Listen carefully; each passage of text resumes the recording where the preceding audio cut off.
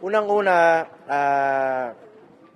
hayaan na po natin ang taong bayan ang humusga. Kung mas nakakalakad ba ang mga anak natin na hindi nasasaktan, hindi nababastos ng mga drug addict nung panahon po ni dating Pangulong Duterte. Alam nyo, pag bumalik ang illegal na droga, babalik po ang korupsyon sa gobyerno, babalik po ang kriminalidad. Ang taong bayan na po ang humusga kung nakinabang ba ang Pilipino sa ginawa niyang strong stance against illegal drugs nung panahon niya bilang Pangulo. Yan ang isa sa kanyang pinangako. 2016, yan ang kanyang pinangako sa Pilipino. Lalabanan niya ang illegal na droga, lalabanan niya po ang kriminalidad.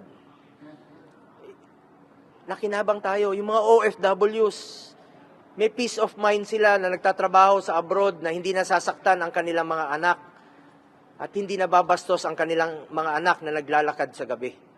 Nakakauwi ng safe, nakakauwi ng hindi nasasaktan. Pag bumalik ang illegal na droga, mas nakakatakot. Ginawa niya po ito para sa taong bayan. At nagkaroon po siya ng mataas na approval rating nung nag-umpisa ang kanyang administrasyon hanggang natapos 87% ang kanyang approval rating dahil sa kanyang strong stance or strong position against illegal drugs. Kayo na pong humusga, mga kababayan ko. At dun sa ukol naman sa reward system, wala pong reward system. Full support po si dating Pangulong Duterte sa pulis, sa uniform personnel. In fact, 2018, pinadoble niya po ang sahod ng pulis, military, uniform personnel. Pinaghirapan natin yon, pinaglaban natin yon para magampanan pa nila ang kanilang trabaho. Nadoble po ng 2018 ang sahod nila sa mga entry position. Full support po si dating Pangulong Duterte. Nung mayor siya, sinusuportahan niya po ang pulis dahil kulang talaga ang kanilang MOOE. Sinusuportahan niya. Hanggang naging presidente siya, kahit sinong mayor, kahit sinong gobernador, sinusuportahan niya po ang kapulisan sa mga pangangailangan nila. Pag may nasasaktan, may namamatay, pinupuntahan niya, binibisita niya. Umiikot siya sa mga kampo. Pag may mga gera o may nasasaktan, nagbibigay ho siya ng tulong sa kanila, sa mga wounded in action, talk to troops. Binibigyan niya po ng tulong yan. Pumupunta siya sa pinakasulok ng Pilipinas, even sa Hulo, para makipagpulong po sa mga tropa doon. Ibig sabihin, sinusuportahan niya po ang kapulisan, sinusuportahan niya po ang military at uniform personnel. Pero let me repeat, wala pong reward system na sinasabi nila ngayon. Masyado pong baseless accusation po ito. At ako naman po, senador na po ako 2019 po ako naging senador. Dim resign na po ako October of 2018 nung tumakbo po ako bilang senador. At wala na po akong kinalaman sa day-to-day operation ng then President Rodrigo Duterte. At hindi naman maiwasan, panahon ng pandemya, nandyan po ako sa tabi niya, tinututukan natin, paano natin malampasan yung pandemya. At hindi ko naman po kinakaila sa inyo na malapit po ako sa kanya at parati ko siyang sinasamahan in my own personal capacity. Pero wala pong reward system na umiiral sa kanyang opisina. Sinusuportahan niya po ang kapulisan kung anong pwede niyang isuporta para magampanan po nila ang kanilang tungkulin. Sir, anong next move nyo ngayon? Anong next move? Kung kakailanganin po na kailanganin mag-imbestiga rin po dito, ako naman kung ano lang yung katotohanan, the truth lang po. Dito lang tayo umikot sa katotohanan at hindi tayo magkakamali dyan. Kung kakailanganin po para magkaroon tayo ng parallel investigation dito sa Senado para malaman po natin ng katotohanan, I'm very much willing na mag-file din po ng resolution para magkaroon po ng investigation rin po dito sa Senado para malaman natin kung ano lang yung totoo. Ay, sa lahat ng kung gusto niyo imbestigahan yung war on drugs, pwede nating pakinggan dito. Lalong-lalo na ang ating chairperson, si Senator Bato, is the chairperson of the Committee on Peace and Order. At siya po ay Chief PNP. Para malaman natin kung ano talagang totoo. At ano po yung naidudulot nito at tulong nito sa ating mga kababayan. Nakatulong ba ito sa ating pamumuhay, ang war on drugs? Kung tahimik bang nakakauwi ang ating mga anak na hindi nasasaktan. Alam mo, ang ayaw ko pong mangyari na ang taong bayan po ang takot maglakad sa gabi. Dapat po ang kriminal, dapat po ang drug addict ang takot maglakad sa gabi. Hindi po yung ordinaryong mamamayang Pilipino na gusto lang po tahimik ang buhay na makakauwi po ang kanilang mga anak. Karapatan po natin mabuhay ng tahimik na nakakauwi po ang ating mga anak. Huwag naman sanang palakasin ang loob ng mga drug addict. Ang nangyayari ngayon, lumalakas po ang loob ng mga drug lord. Partikular niyo po bang paiimbestigahan si yung claims ni Garma, sir? Lahat na po, pangkalahatan. War on drugs, kung kakailanganan natin pagdinig. Sir, may staff daw kayo, si Muking, nakasama daw dun sa financial... Hindi po totoo yan. Hindi po totoo yan. Sabi ko nga, wala pong reward system.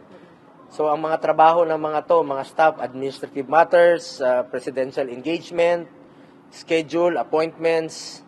Kawawa naman yung mga Pilipino na mga ordinaryong staff na nagtatrabaho, na nadamay dito sa mga baseless accusation, mga hearsay. Sa totoo lang po, ulitin ko, kahit na 2018, wala na po ako sa Office of the President. Wala pong pinapairal na reward system ang Office of the President o si dating Pangulong Duterte. Salamat po. Pero sir, may staff kayo na Muking. Sir, anong role niyo dun sa buong war on drugs lang? Wala po akong role, hindi ko po mandato ang war on operational yung operations ng war on drugs. Wala po akong kinalaman at hindi ko po mandato yan. Ang trabaho ko noon, nasa executive order, engagement ng presidente. Hindi naman po maiwasan na ako yung tinatawag parati ng presidente. Halika rito, i-arrange mo mga meetings.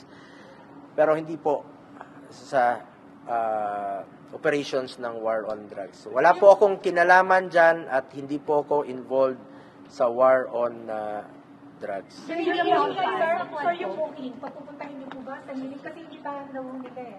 At staff niyo nga po ba talaga yun? Noon po, staff po siya ng Office of the President. Kasi hindi na po ako staff ng Office of the President since 2018. So siya po yung nagtatrabaho po sa Office of the President. Pero ang importante rito, wala pong reward system. At kawawa naman yung tao na napagbibintangan na merong reward system na wala naman pong reward system na umiiral sa Office of the President o kay dating Pangulong Duterte. So, hindi niya in-authorize sir ang EJK? Hindi in-authorize ni dating Pangulo ang EJK? Wala po siya. Maalala niyo sinabi niya? Wala naman siyang sinabi na, may sinabi ba siya na patayin mo ito? Wala pong ganong abogado po si dating Pangulong Duterte. Dati po siyang prosecutor. Hindi siya nagbibigay po ng instruction na illegal. So wala siyang inutusan na patayin mo ito. Wala po siyang inutusan ganon. Sa pagkarinig ko, wala po. Alam niya po anong legal. Sir, hindi ka mag-file ng kaso against all? Kung kakailanganin po, pinag-aaralan po ng aming legal team. Sa Quadcom, hindi ka attend? Ako naman, kung kailangan, bakit hindi? Gusto natin ng katotohanan. Kaya lang po, meron tayong interparliamentary courtesy. Kaya nga po, pwede kaming mag-hearing din po dito sa Senado kung kakailanganin. Gusto lang natin yung totoo. Gusto kong malaman yung totoo lamang po. The truth. Katotohanan lang. You're open to attending Quadcom, sir? Anytime po. Kung kakailanganin, anytime po. Dahil gusto kong malaman, gusto natin malaman, mga kababayan natin, ang katotohanan.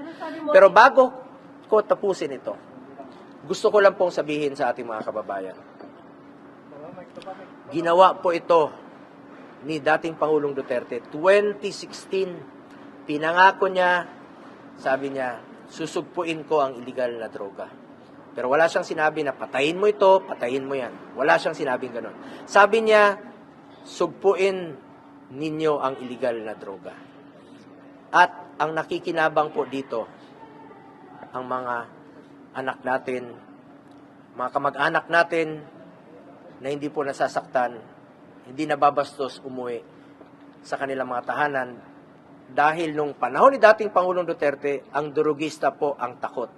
At ayaw nating mangyari na ang durugista ang maghasik ng lagim at matatakot na pong umuwi ang ating mga kamag-anak sa ating mga pamamahay. Anong tingin yung motivation you're running for 2025 elections? Di ba kayo maapektuhan, sir, itong mga gantong attitudes? Sabi ko nga, katotohanan lamang po at hayaan na po natin ang taong bayan ang humusga. Kung ginawa ni dating Pangulong Duterte ang kanyang trabaho noong 2016 up to 2022, kayo na po ang humusga. At kung sa tingin nyo rin po, ginawa ko ang aking trabaho at nagserbisyo po ako sa taong bayan, kayo na po ang humusga. Ako naman, bisyo ko ang magserbisyo at yan po'y pinanindigan ko hanggang ngayon na magsiserbisyo po ako sa ating mga kababayang Pilipino sa abot ng aking makakaya. At hindi ko po sisirain ang inyong tiwalang binigay po sa akin.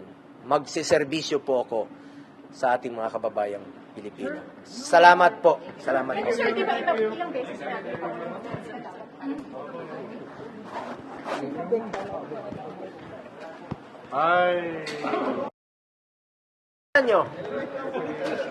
Maalala nyo lahat ng SONA 2016 up to 2021, 6 na SONA. Tuwing binabanggit ni dating Pangulong Duterte ang war on drugs, nagpapalakpakan po ang lahat. Standing ovation po ang Kongreso at ang Senado. Dahil ramdam nila na may pagbabago po at tinupad ni dating Pangulong Duterte ang kanyang pinangako noon. Standing ovation. Tapos bakit ngayon sinisisi siya? Bakit ngayon mag-isa na lang siya? Hindi ba kayo nakinabang? Hindi ba nakinabang ang mga kababayan nating Pilipino? Yung mga anak natin na hindi nasasaktan? Di ba importante sa atin ang buhay ng ating mga anak, ng ating mga pamilya? Nakinabang kayo Nakinabang po ang Pilipino. Tinaya niya po ang kanyang buhay dito. Tapos ngayon, mag-isa na lang siya, puro sisi pang inabot. Sa tanong mo kanina, sabi niya, may inutos ba siya? Sa akin, hindi po siya nag-utos sa akin ng illegal. At kung sakali mang meron siyang iutos sa akin na illegal, hindi ko po susundin. Hindi rin po ako papayag na utusan ako ng illegal.